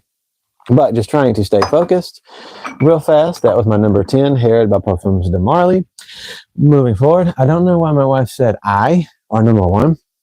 But moving forward, Layton is my number 9 by Parfums de Marly. This is apple, lavender, woodsy qualities. This is just a very medicinal, beautiful apple note with good, strong, woodsy, smoky feel going on underneath it. Not really smoky, just more woodsy, spicy. I'm not going to get too much in the notes right now because, like I said, I am realizing I kind of got to rush through this. But my least favorite fragrance in general, I will get to that in a second, but I'm trying to finish this up real quick because even though the top 10 you think I would spend more time with, but I am actually, like, ironically, I talked way too much. So my number 9, Layton, is, again, incredible performer. Even I have an older and then a reformulated bottle, technically speaking, or at least a more new bottle with reformulation. It does actually more than Carlisle. It's kind of like Carlisle without the dense smokiness in a way. It's kind of like Carlisle without the incredible amount of dense smokiness, like some people would say that you would get from that. But it does have the apple pie type of feel to it. Just beautiful vanillic apple creaminess with woodsy qualities running through it, medicinal lavender type of feel. When I say that, I don't mean it in a bad way. Just beautiful medicinal lavender qualities, incredible performance, roughly around $370, $380. So I know it's at the top price point, but I think that it's absolutely worth it with the uniqueness that you get from this fragrance. I love it. So that was number 9. So number 10 was Harrod. Number 9, Layton. Next up, number 8. Again, this is one of those ones that deserves to be higher, but I had to put it here because there's other things that recently took the place. But Amawage's Reflection Man. There's no way that this could. I don't have Reflection 45. I've only had the opportunity to smell Reflection 45. I do not have it. I would like to get it at some point, but it's obviously not the easiest thing to get your hands upon. Yeah, it is. It's like a diet Carlisle, so I really, really love it. Thank you, Tanner, for saying that. Let's do a quick breakdown, talk about the actual notes for this, because I don't remember I know Orris is in it, not Iris. I used to think it said Iris, but it's not. So a barbershop scent with an Arabian twist is what it says. I like that. Floral, woody, fresh.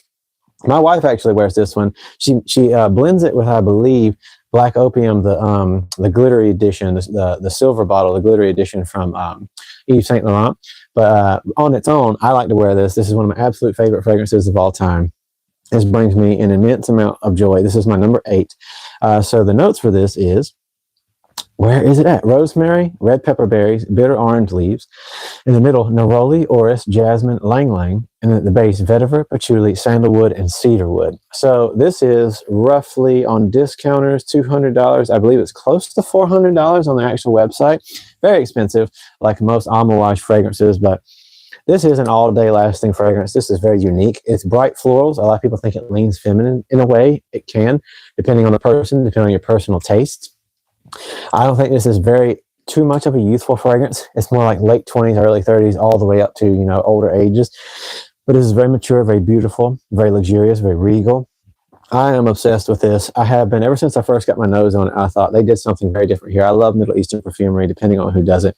So definitely my number 8. I am obsessed with Reflection. Again, I like a Reflection 45, but for the price point of it, that's a $500 fragrance, $320 or more, depending on discounters, if you can find it on a discounter. Almost different, almost around the board, different scent profiles, but it's still very nice, very buttery. But I love this one. So Reflection Man, the original, this is definitely my number 8. Used to be much higher, probably will be at some point, but there's just other stuff that's in this place right now, but I love it. Moving on. Number 7 for me, my now favorite rose fragrance, like favorite straight up rose fragrance in the world. I have been inspired by this man for so very long, and I could not wait to get my hands on his actual work. But being in America, and probably a lot of you already know who I'm about to be talking about, being in America, this was not something that was easy to actually get my hands on. But number 7 for me, let me pull this up so I can actually tell you the notes of it real fast so I can be a lot more respectful. But again, a lot of you who know me or have ever heard me talk probably know exactly where I'm going with this. This is $51 for a 30 mil. This is Athena by Aaron Terrence Hughes. He recently came out with this in the past year, I think 2024, something like that. I can't remember specifically exactly when. But I wanted to get my hands on his fragrances, and I finally got a couple of them. And I have just been absolutely enamored. Not because he inspired me. Like I told myself, if I don't like them, I don't like them, and I'm not going to lie. And I'm sure if I was able to get his entire range, I would probably have a handful of things that are just not my style. But Aaron Terrence Hughes, not necessarily fully classically trained, but he is in fact a perfumer with a chemistry training, and he really, really knows his stuff, and he is constantly expressing himself and making different things. So when I was finally able to get this, it made me so happy. And the moment I smelled it, I fell in love because he knows what he's doing with rose. And he was working on, like, if you've seen the marketing for this, making a cheaper quality, still using actual Rose Absolute, but at lower amounts. So again, 30 mil, $50. You can get this off Max Aroma right now. Again, do it if you really want to try one while you can, because the stuff sells out and you can't do it anymore. One more time, I'm not sponsored, did not get sent anything for free. I just really love this. And it took forever for me to finally get one myself. So if you guys want one, I highly recommend it. Real quick, does Layton have that menthol scent to it? Kind of. The medicinal lavender qualities and so forth do carry under the apple and stuff with the spices some people say Vicks Vapor Rub feel, but it's just very medicinal. That's what I say. And I personally love it, but it's not for everybody. And thank you for asking, Darian. But yeah, Athena by Aaron Terrence Hughes. The notes are bergamot, rose accord, and then jasmine absolute. Middle notes raspberry, lily, peonies, and amber. Sandalwood at the base with rose and white musk. As you guys can imagine, I told you I love florals. They make me extremely happy. They give me tingles. They make me extremely excited. And I got multiple bottles of this stocked up so that I don't have to run out anytime soon. Very good performance for a beautiful light peony rose fragrance. The raspberry coming through that gives it just this nice sweetness, but not too much on the strong berry front. This lasts and lasts. It's a sillage machine. It's not like a massive projector. It's more of a, as you walk, it leaves a beautiful trail. But again, I don't say this because I love the guy. I love to watch the dude. It's just that literally I was blown away by the fact that he really handled this extremely well and for the price point. So Athena by Aaron Terrence Hughes, it obviously had to make its way up as somebody who loves rose fragrances. So this is, at this point, my number 7. And I love this very, very dearly.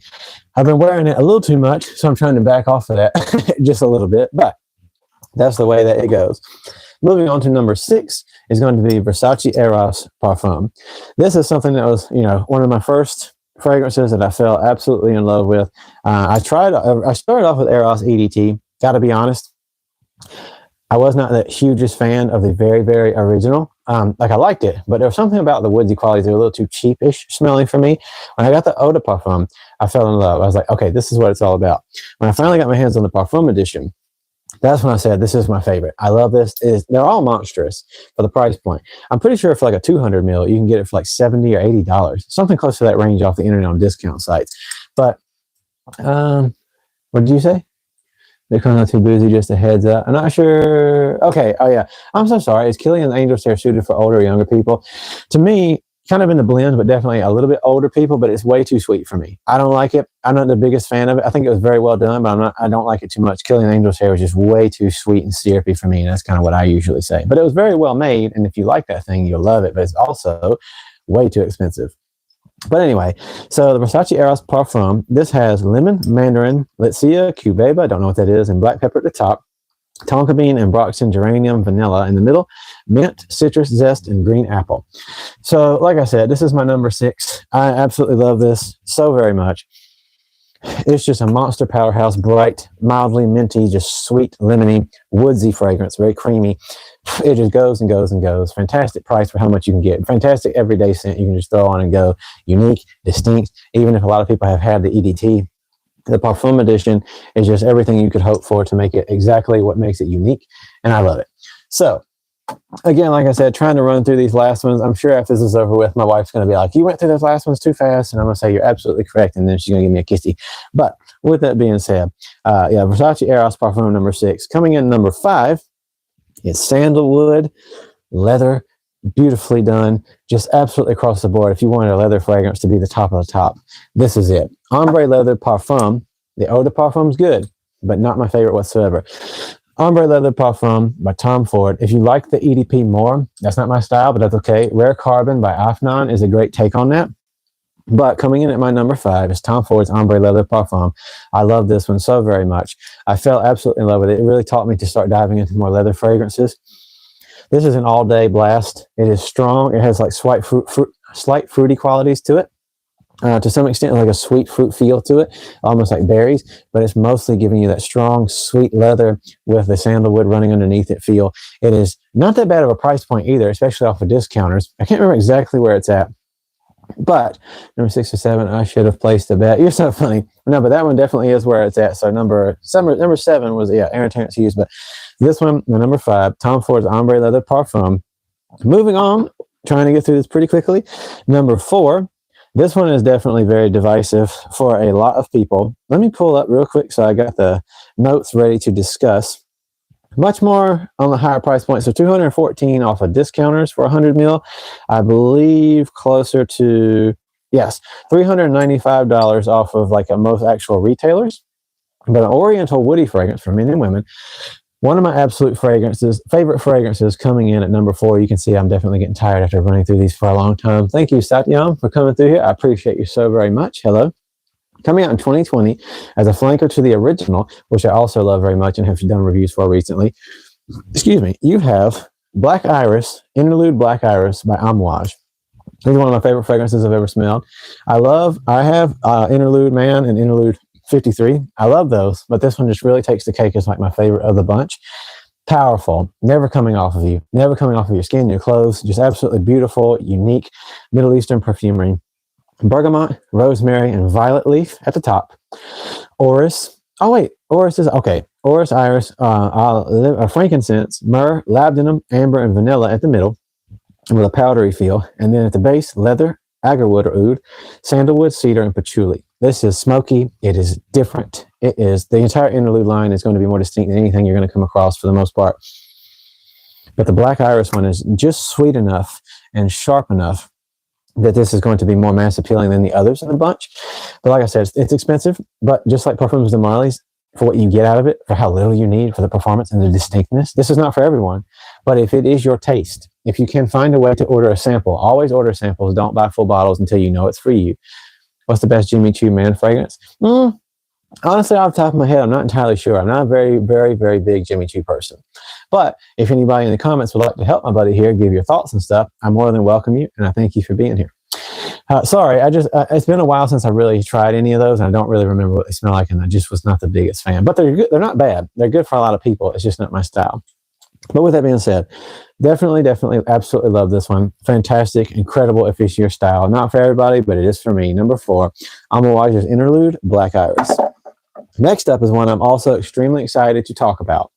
This is for, I believe it was 10 mil. So not the hugest bottle in the world. They come in special batches and stuff like that. But as well, my biggest influence, Aaron Terrence Hughes. This was, I think it runs for like $80 or something, or $95 for a 10 mil. So I absolutely fell in love with this. Oud is something I have been give or take all over the place for. Certain things, oud, just like he says, and like a lot of other people I watch have talked about, if you know what you're doing with it, unless you are very Middle Eastern in ethnicity and history, or as well just been exposed to it quite a bit in your life, and it is the taste that you have. Oud is something, especially depending on the quality of the oud and where it came from, how it was filtered and extracted, is going to vary in how you feel about it. Sometimes it's going to be very sharp, almost cheesy as well, and very off-putting. If you want something like that, Hayat by Xerjoff is going to get you there, but I hate that. I hate it. It was well done enough for what it is, but I cannot stand it. Whereas oud, as a smooth backbone, can make something incredible. I like Silver Oud by Amouage, but I would never wear it. I think it's cool, but I don't like it. I don't like the fact there's castoreum in it. It's not my style. But Aaron Terrence Hughes' Unicorn, did with oud what I've always wanted. There's other things that I've seen do something like this as well. Obviously, Oud for Greatness has a similar feel to this, but this is the smoothest, most beautiful blended take with a oud feel to it that I have ever had. This has made its way to my number 3. So, and I love the name as well. So Aaron Terrence Hughes' Unicorn. Again, he didn't send me this. We've never spoken. I'm not sponsored. I just was finally able to get my hands on this, and I fell in love with it right away. I loved what he did with this, how he blended it. He worked very hard on this.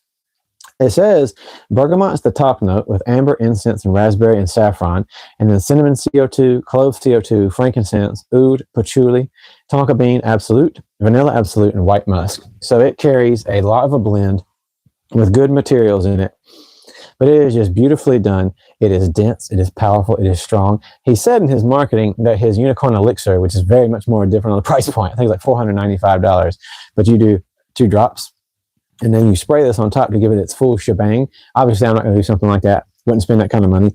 But the original Unicorn here is just so fantastic. I love it so much, and I can't believe I finally got to get my hands on it to try it. And I was nervous about it because, again, oud can be very hit or miss for me. A lot of times it's a miss. But he handled this perfectly. It's made its way to my number 3, and I love it. I love it so very much.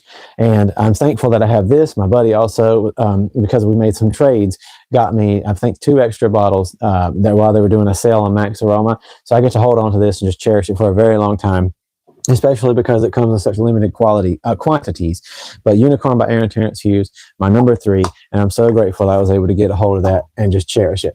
Continuing on, next up, I don't really need a thing for this at this point. I know what these are. My top 2.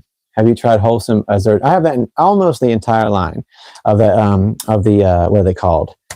Alchemy or whatever it is, the esoteric line that they have. But I've almost got that entire line of also some of my favorite bottles ever. But that whole line of Xerjoff I have, like Luna and all that other stuff. But Wholesome I actually really enjoy. Jimmy Chu has some banger Adam others in the game.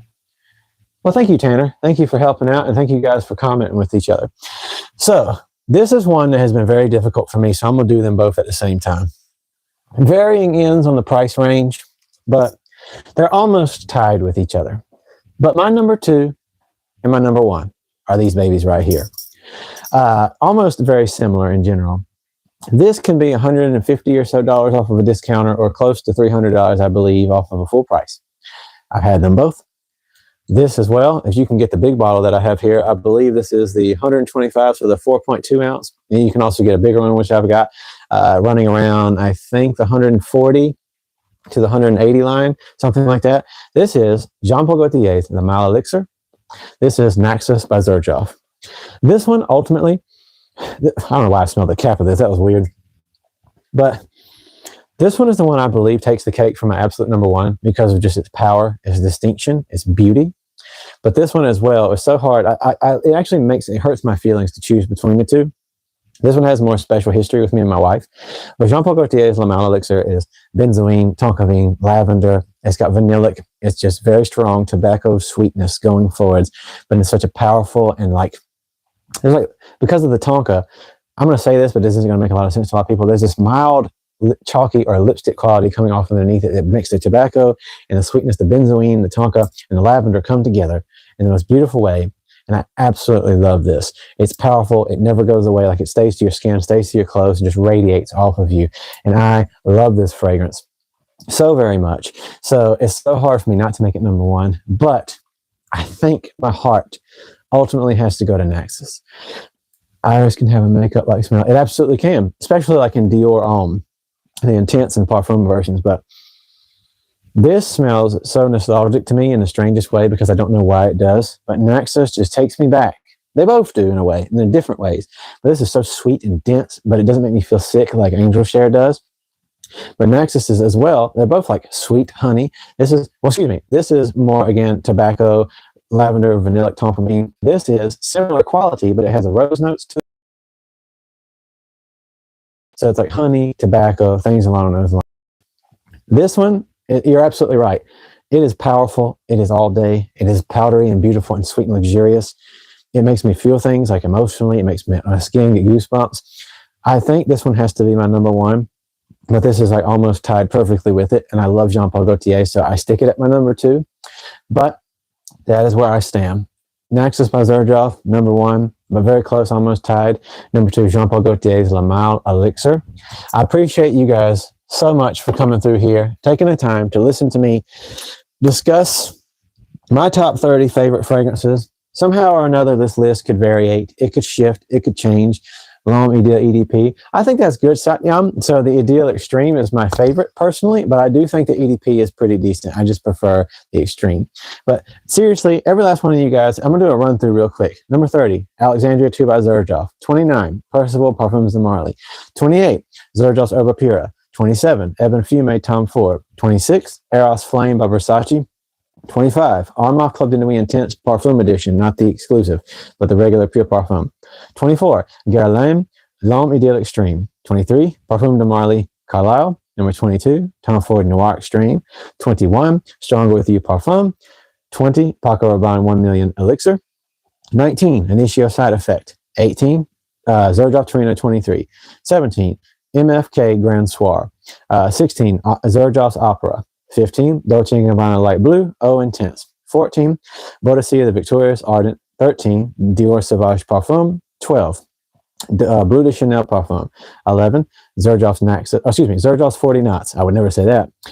10, Parfum de Marly Herod. 9, Parfum de Marly Late.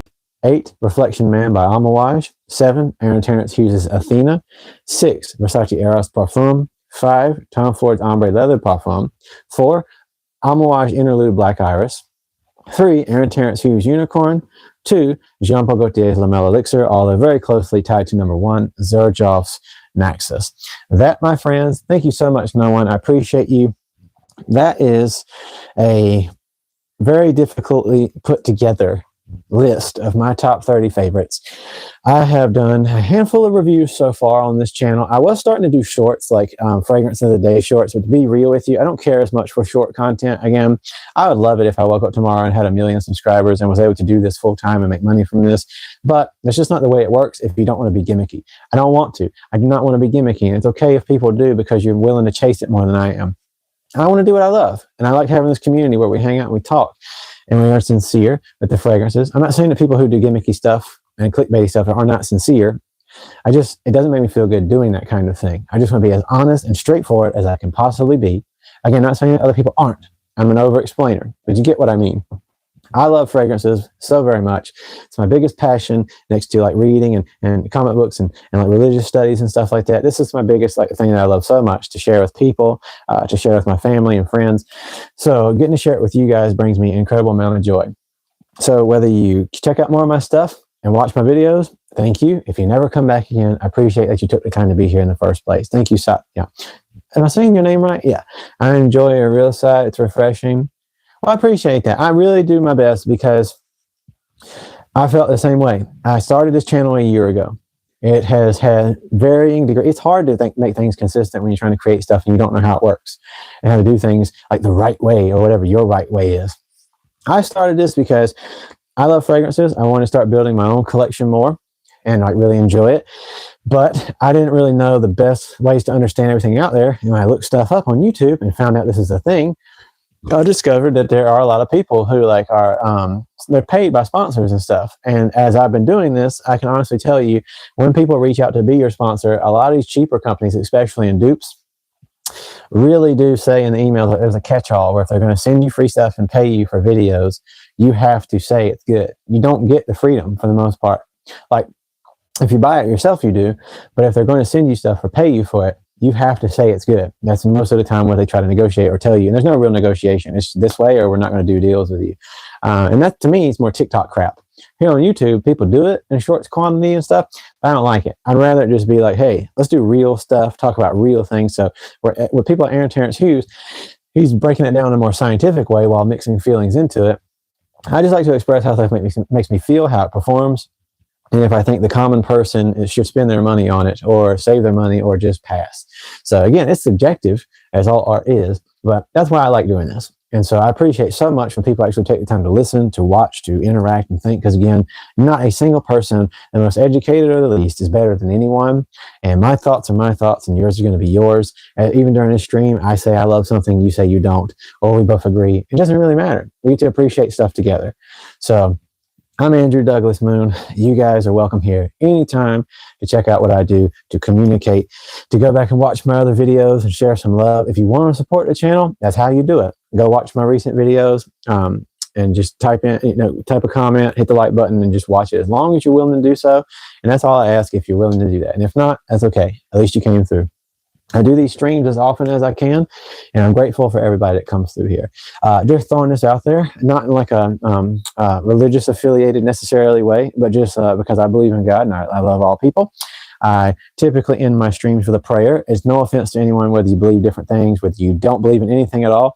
I just do it out of sincere love for everybody who comes through. I totally get it if you don't keep watching. Or if you want to ask a few more questions while I pray, or if you want to join, doesn't really matter. Again, everybody's welcome to be part of it, and I don't do it to force any type of religion on anyone. It's just because of my own beliefs and how I like to do it with you guys. So, and by the way, how often do I stream? Yeah, multiple times a week when I can. Thank you. That's funny with your name, by the way, with my wife responding. And thank you, AC Hammer. So I'm about to do this real quick. Please feel free to join or do whatever you like to, and it's okay. So, dear God, thank you so much for this beautiful day that I've got to have. Every day is wonderful, and I'm just so thankful for it, no matter what happens, what we go through. I cherish all these people who are taking the time to watch, to comment. It's meaningful beyond words to me that, first and foremost, creativity, like beautiful art of perfumery, exists, and that we get to appreciate it and cherish it, not just alone, but together. So thank you, God, just for this beautiful, beautiful, artistically created world that you have made. And I thank you for all these people. And I just pray for blessings and peace to come into their life. I don't know what they're going through. I don't know what they're experiencing. But whatever they're dealing with, I know we're all dealing with something to varying degrees, different levels of experience. I just pray that they know that they don't just have one purpose and not failing. We all have so many different purposes and meanings in this life to different aspects of our life. And I pray they come to know that. So I lift everybody up to you. And pray you show us who you are and your will be done in our lives. And everything I lift up to you in your name. Amen. So thank you guys so much. Really, truly appreciate you. It means the world to me. And it just brings a lot of joy to my heart. So I love you guys. I mean that. It's not some stupid social media crap. Thank you for subscribing as well, AC Hammer. It's not some stupid social media junk. I know we always want to spread positivity in a way that feels vapid and fake. But I really appreciate y'all so much, and thank you. What is better, Armoff Collector's Edition or Precious One? So I actually don't have Precious, but I've heard people say it's fantastic. They're completely different things, though. Club Collector's Edition is just regular, I believe just regular Creed Aventus, whereas Precious is supposed to be the Absolute. I know that Afnan's Collector's Edition. Oh, wait a minute. I think that's what you meant. Maybe Afnan Collector's Edition. Sorry if that's what you were talking about. I said Armoff. If that's what you meant, I like the Collector's Edition, but I haven't tried Precious Wonders yet. So. But again, I'm about to head out of here. I'm Andrew Douglas Moon. If you want to support, like I said, go check out Maxwell videos. Watch them as long as you're willing to, because length really helps a lot. And hit the like button and comment. And I will see you guys on the flip side. And you are welcome back anytime that I do this. Really and truly. And I love you. So I will see you later.